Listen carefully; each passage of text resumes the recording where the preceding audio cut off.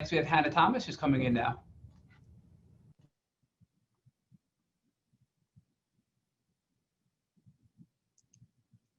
Good evening, Ms. Thomas. Thank you for coming.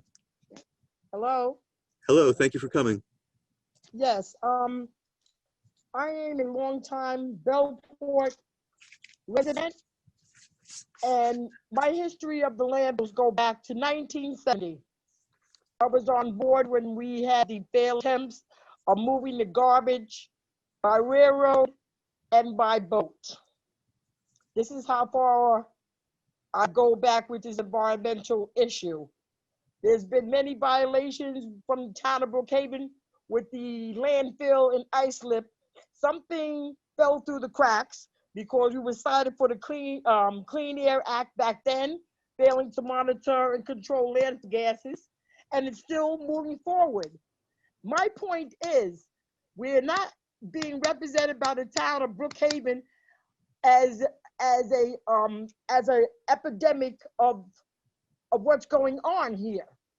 I'm going back from 1970. Now you close the landfill on Vex Highway to move it to Brookhaven, and we still have the same issues.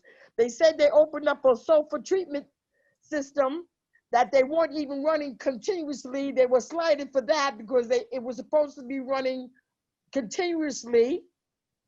There's a leakage of the water going into the cells. So it was like they sold the community a dream by putting a cap on some of the landfills, and we're still being measured for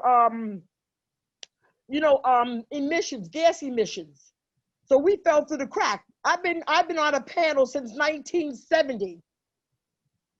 So if the town of Brookhaven cannot handle this environmentally, then why can't this be a federal issue?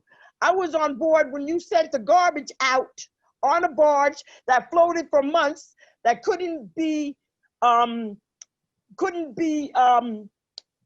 or anything, and it ended up burning in the Brooklyn and bringing it back to Long Island anyway. So we have fell through the crack as a community in this environmental issue.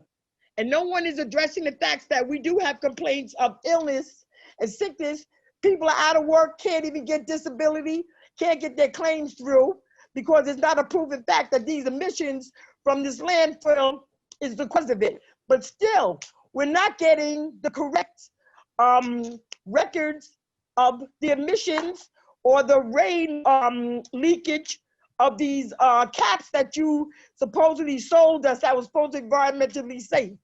Now you're talking about closing a landfill. Now my question to you is, when a landfill is closed, like the one in Islip, what good is that property? Nothing gets decomposed under the soil. So if you were to dig it and use it, the gas emissions would still Ms. come Thomas, up. you're at your 3-minute mark.